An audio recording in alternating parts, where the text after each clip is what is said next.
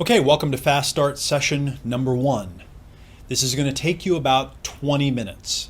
I'm going to talk for a few minutes, you're going to do an exercise, and then you're going to put the video back on and you're going to take that exercise and you're going to refine it a little bit.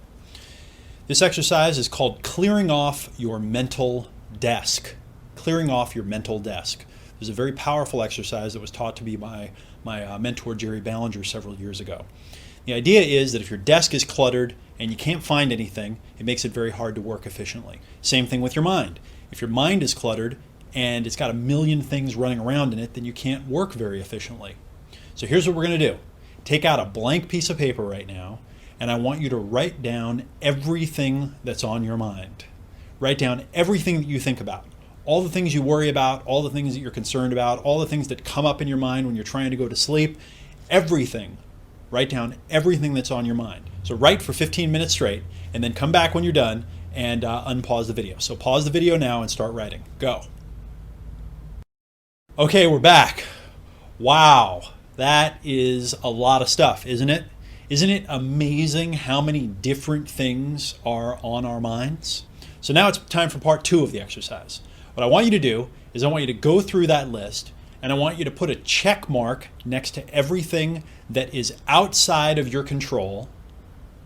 And I want you to put a star next to everything that's within your control. Okay? So put a check mark next to everything that's outside of your control, that you can't control even by thinking about it. And put a star next to the things that are within your control. And then when you're finished with that, I want you to take all the items with a star next to them and take the ones that are important to you, the things that are going to get you a lot of results in life if you put your effort into them, and I want you to transfer them to another list, and I want you to put them in priority order, because these are the things that we're going to work on over the next 3 months and over the next year in your life. These are the things that we're going to focus on and we're going to try to become productive in. And the other stuff, we're going to try to consciously let go. So as you go through that list and you put the check mark next to the things that are outside of your control, just consciously release them. Say, can I let this go? Yeah, I can release this. And you have to consciously do it though. Okay, there's a lot of power. You write it down, you see it, and then you say, I'm going to let it go. And then you're going to lift those things that have a star next to them that are priorities for you, and you're going to put them on a list in priority order, and you're going to get really clear about the things that you want to focus on over the next 3 months and the next year. If there are more than 10 things on that list, you have too many, so pare it down to 10 maximum. Okay, good. Do this next part of the exercise, and then come back tomorrow and do Fast Start session number 2.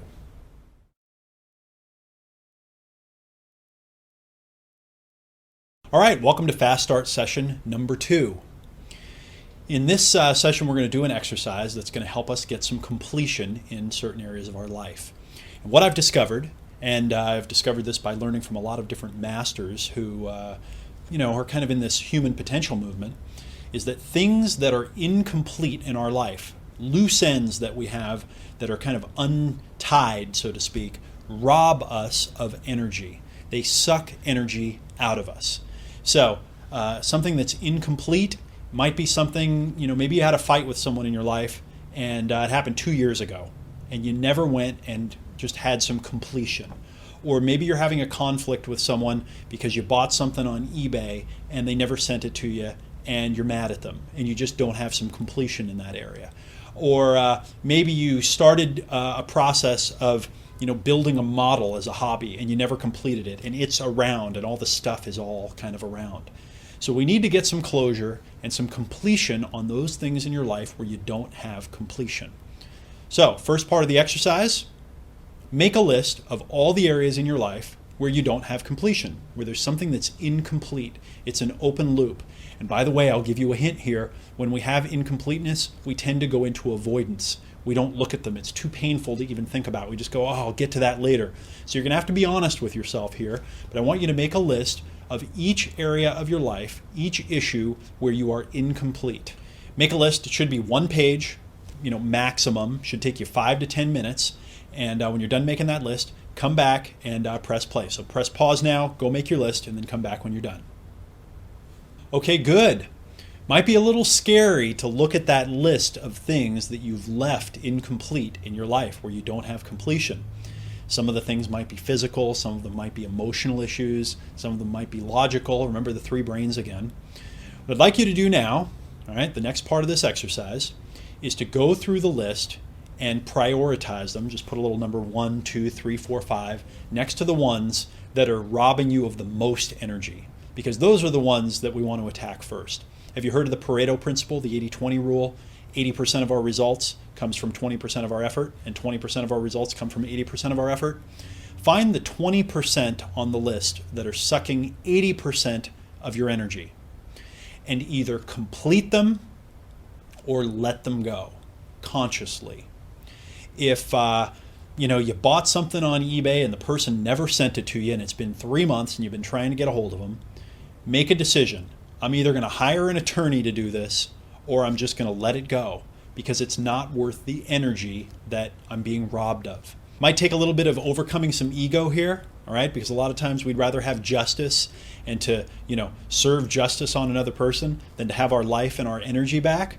But the point here is that you need to get completeness, whatever that means. And it might mean going to someone who you haven't talked to in your life, or your family or a friend. You might not have talked to them for 20 years, but go do something to get completeness. Close the loop, tie it up once and for all, and don't let it be incomplete anymore. So we're going to finish up this section right now. I need you to go and prioritize those, and then go get completion on the top 20%. Just do what it takes.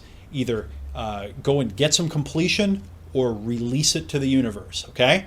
And that is going to be a process that's going to free up a tremendous amount of your energy. So do that right now, and then come back tomorrow and do Fast Start session number 3.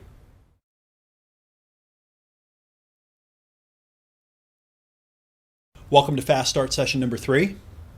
In this session, we're going to do something that's called getting out of the gray zone. Getting out of the gray zone. This is a concept that I learned from Tony Schwartz. A brilliant man, wrote a great book called The Power of Full Engagement. And in The Power of Full Engagement, Tony Schwartz talks about this idea that we get to the point where we mix up all the different stuff we're doing. This is kind of a multitasking issue in a lot of ways. And we can no longer enjoy a pure experience anymore. So the question I have for you is, where are you living in the gray zone? Physically, emotionally, and logically. So let me give you an example. Let's say that you've got a great family, and you also have a lot of great work that you do. And let's say that the work is very intense. And let's further say that you've gotten yourself to the point where you've really become an official workaholic, all right, a certifiable workaholic. And you're at the point where when you're with your family, you're just thinking about work. And when you're at work, you're thinking, oh man, I should really be with my family. Well, that's the gray zone. That's when you can't fully be present with your family, and when you can't fully be present at work. And the tragedy here is that even though you mean well, and when you're with your family and you're thinking about work, you mean to do well. And when you're at work and you're thinking, oh, I should be with my family, you mean, oh gosh, I really should be spending time with them. But you're robbing both, and you're probably running at 50% the efficiency that you could be at. So I'd like to ask you right now, where are you living in the gray zone? Where are you mixing your life up and you're just trying to do a bunch of things all at once? Okay, we're going to talk later about multitasking and parallel processing. We're going to dig more into that. But where are you in the gray zone of your life? Where do you not feel like you're putting all of your attention into one thing? Where are those times in your life? So for this exercise, what we're going to do is we're going to make a list of all the things that we do where we're in the gray zone. And then, as soon as you make a list of those things, you're going to come back and I'm going to give you the next step. Should take you 5 or 10 minutes to do this exercise right now. Just make a list of all the places where you currently live in the gray zone, where you don't feel like you can give your full attention to the one thing that you're doing. So do that, press pause, and then come back as soon as you're done, and we'll do the second part of the exercise. Go. Okay, good. Doing these types of exercises is very enlightening, but it's also a little bit scary, right? Because you realize, oh man, I'm not doing the things that I need to be doing. I'm not focusing on the things that I need to be focused on. So the second part of the exercise here is about getting some awareness about what is important in your life. What are the things you're trying to do, but you're in the gray zone on them, so you're not actually being very effective at them? And what are the things that you need to start putting all of your attention into in focused chunks of time? So the second part of the exercise is go back and look over your list of gray zone areas where you're living in the gray zone, and maybe put a little star next to the things that you need to pull out and you need to focus large chunks of uninterrupted time on. You should have at least one physical, one emotional, and one logical. And you might have combinations, right? You might say, well, there's this project that I do when I work, and it is calling on prospective customers. And you know what? I'm in the gray zone all the time when I do that. I'll call a customer and then I'll check my email and then I'll have a snack. What I really need to do is I need to spend 1 hour every single day and call at least 10 prospective customers, because that'll lead to me having 2 good conversations, and I'll have 2 good 15 or 20 minute conversations, and that's all the prospecting I need to do, rather than spreading that out over 8 hours in a day and kind of getting a bunch of other things done, but wind up not even getting the important thing done. So put a little star next to the things that are really important, things where you need to put some focus, where later on in this program, as we're finding the things to focus on every day, you are going to spend large chunks of uninterrupted, focused time on. Identify them, get your mind prepared, get yourself revved up, because we're going to start focusing a lot of time on those, and we're going to get you out of the gray zone, and we're going to get those high leverage activities out of the gray zone. So go ahead and put a star next to those things that you need to pull out of the gray zone, and do that second part of the exercise, and then come back tomorrow and watch Fast Start session number 4. Talk to you then.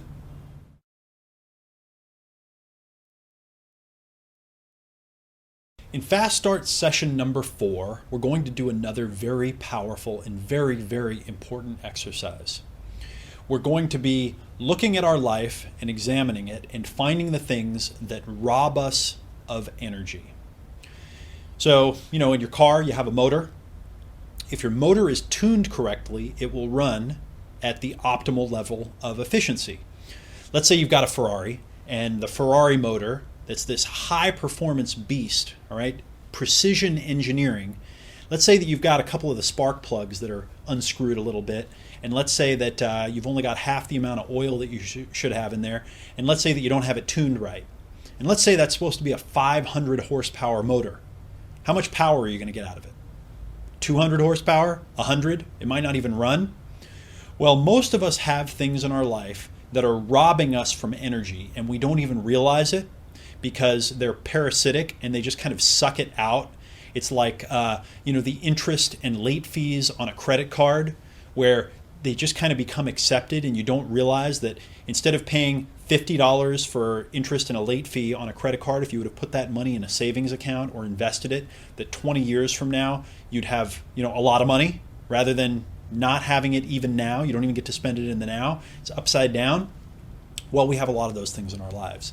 And I'm going to ask you to self-diagnose, quote unquote, on this, all right? Because neither one of us is a doctor, and we're not giving ourselves prescriptions here, but I need you to kind of self-diagnose. I think that most of us know a lot more than we think about ourselves, and we know how to get ourselves to the healthy state much better than we give ourselves credit for.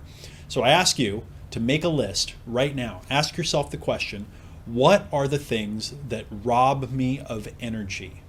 And we're going to think about energy on 3 levels. We're going to think about physical energy, emotional energy, and mental energy.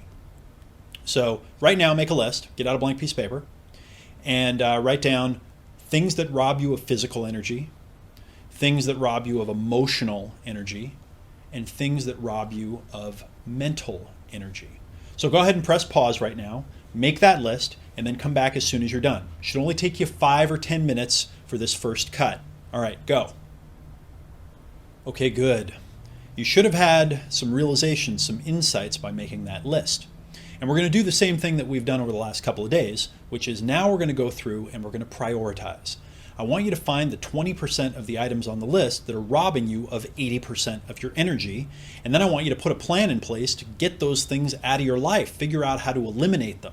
Okay? And probably there's just a few that are really robbing you of the most energy. And there's something that you could do right now. You could take an action step that probably wouldn't take you that much time and get all of that energy back, reclaim it, all right? Stop the leak, plug the holes so that later when we come back and we start doing things to increase our energy and increase our productivity, it's not just running out the other end. So right now, go back to that list that you just made of things that are robbing you of energy.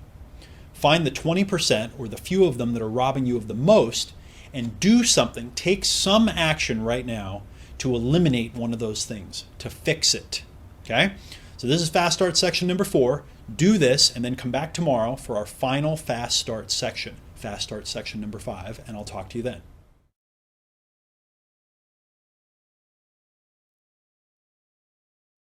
Welcome to Fast Start session number 5.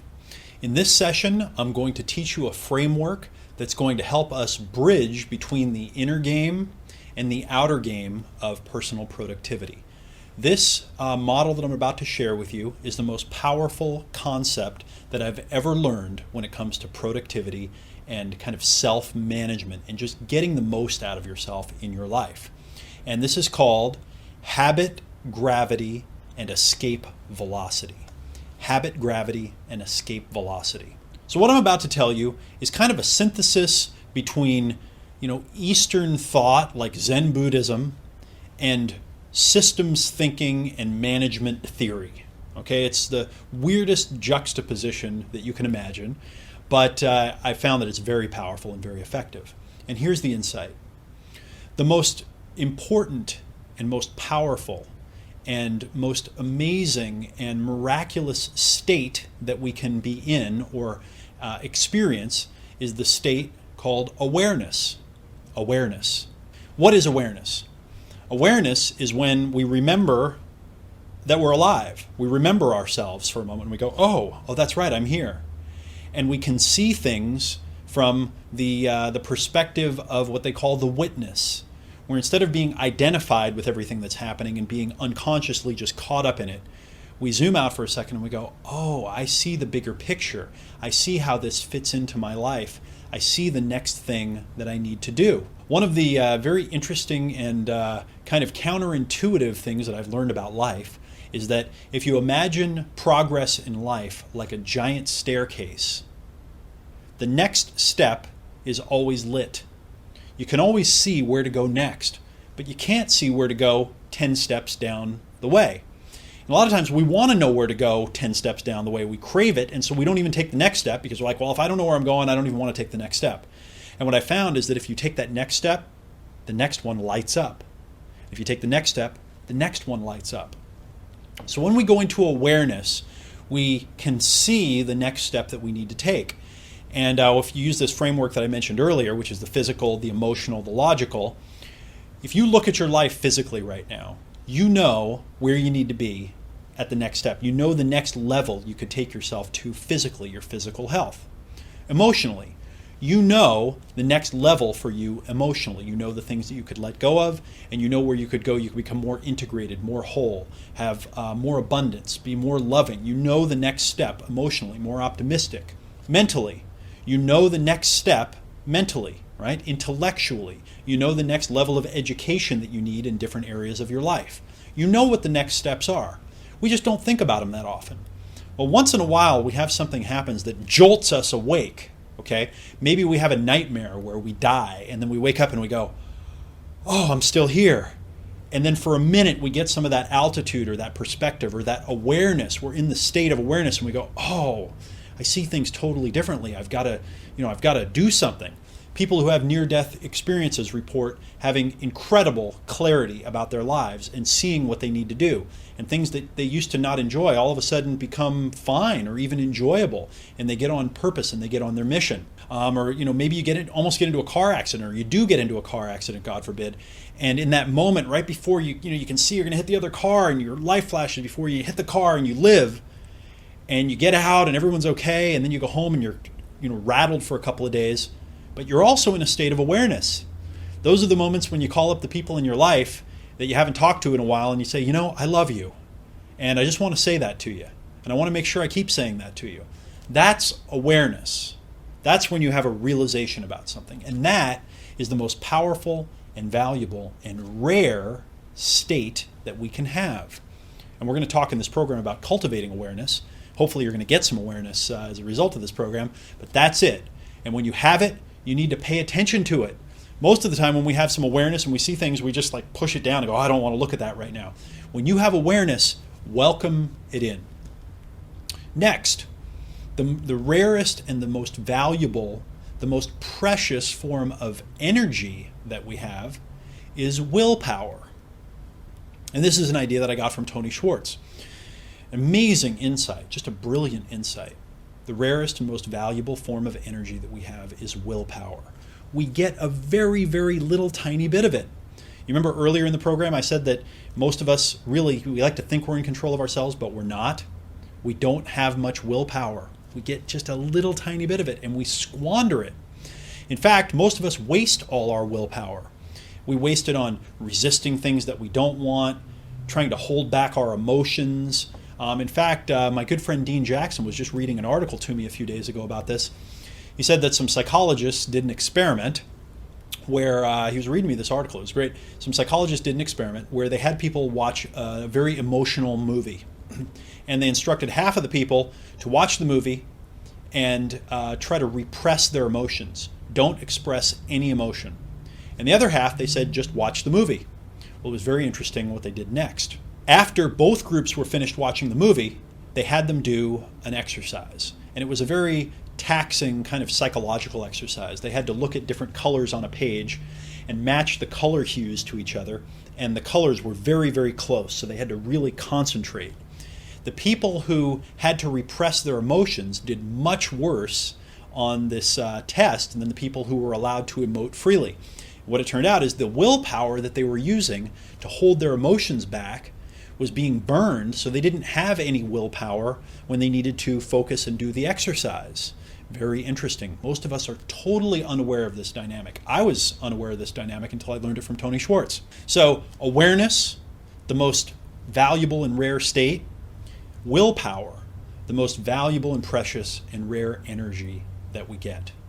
So, how do we use this to make ourselves more powerful and more effective and to manage ourselves and our time better? So that leads me to habit gravity and escape velocity. And for this, I'm going to need my flip chart. Okay, so I want to draw something for you here.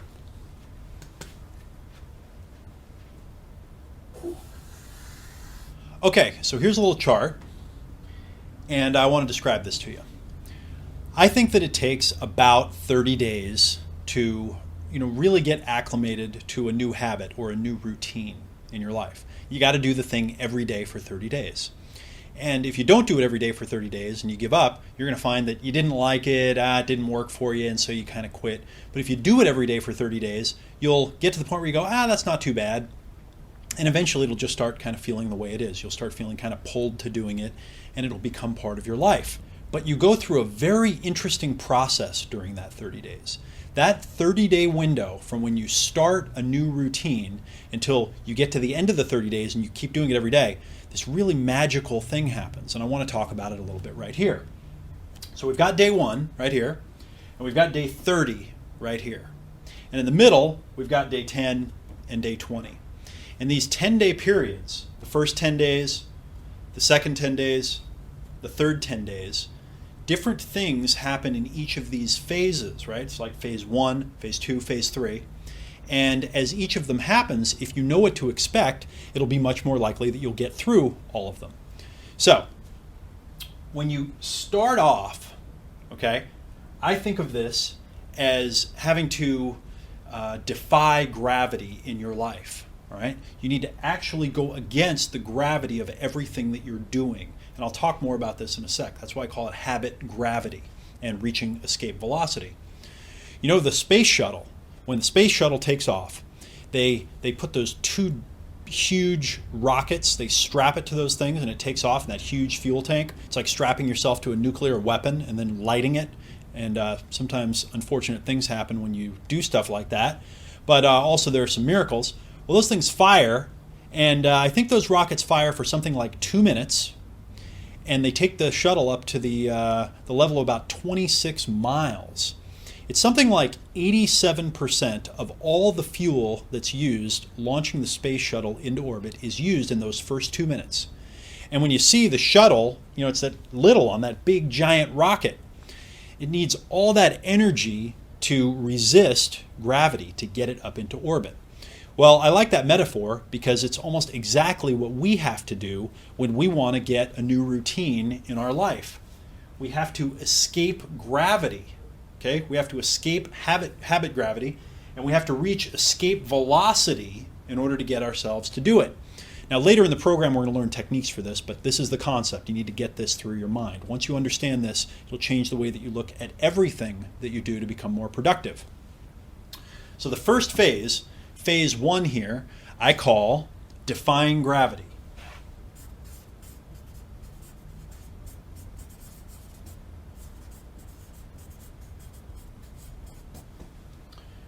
Defying gravity. And I call it defying gravity because it's literally like defying gravity. And in fact, what you're going to have here is you're going to experience a lot of defiance because you're going to be trying to do something and everything inside of you, everything physically, everything emotionally, everything logically is going to be saying, no, I don't want to do that. No, I don't want to do that. In the beginning, you might have a little bit of energy toward it. It's like, when you have a New Year's resolution to go to the gym, and the first day you get up and you're like, yeah, I'm pumped, I'm going to go to the gym. But you're a little disorganized, so you got to find your stuff, and by the time you get out the door, you're already kind of late for something, and you get to the gym and you work out and you're like, yeah, I'm pumped up. And then the next day you're like, I don't know, and you start hitting this resistance level right here, and you have to defy gravity actually, because what happens, and again we'll cover more of this later, but what happens is your mind starts thinking things like, well, maybe I shouldn't be doing this.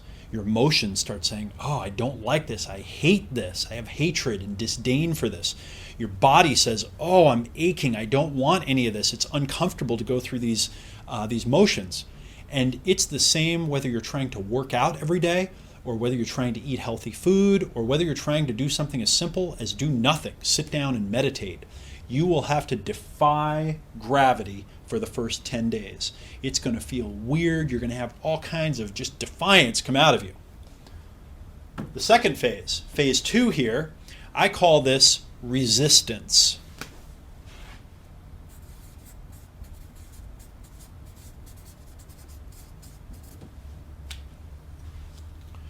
For the first 10 days, you were defiant. Okay, you had to defy gravity. You had to get those booster rockets. Well, now it's not so much that you're defiant and you have to defy gravity, as much as you just kind of have an active resistance to doing the thing. It's less. It's not defiance anymore, but you still have to push through. And you'll notice that the level of resistance goes down, but there's still resistance. You still don't naturally feel like doing it. I've got a great example here. And this is something that lasted for a lot more than 20 days. I live in an apartment building. And I have one apartment on the 17th floor and one apartment on the 13th floor. And I have the apartment on the 17th floor is where I live. The apartment on the 13th floor, which is where I'm filming this right now, is where I work. And it just so happens that taking the stairs, just walking out the door and taking the stairs down, on average is faster than taking the elevator because you got to walk to the elevator and push the button and wait for it to come up. But for the longest time, I always took the elevator. Once in a while, I'd take the stairs kind of thing. And then I realized, it's faster to take the stairs and it's better for me. And so I started taking the stairs. Well, I would find that when I walked out the door of either apartment, part of me would say, go take the elevator. I was just used to taking the elevator. I was accustomed to it. And I would beat myself up and I'd say, now wait a minute. I know that it's better for me to take the stairs and it's faster. It's like a double benefit. Why am I not taking the stairs? I would even play games with myself where, when I was taking the stairs most of the time and I was then going through resistance, where maybe I'd walk out the door and I had a bag in my hand and my mind would jump right to, you know what, I'm carrying something, I should probably take the elevator. And then I'd realize, what am I doing? That doesn't make any sense. It's not like, I'm carrying 1,000 pounds or something like that. It's just a little bag and it's faster and better to take the stairs. So that's kind of that level of resistance where your mind naturally goes to the other thing to do and you catch yourself, right? And you go, I'm just resisting that. I need to do it. So that's phase 2. And then phase 3 here is what I call acclimation.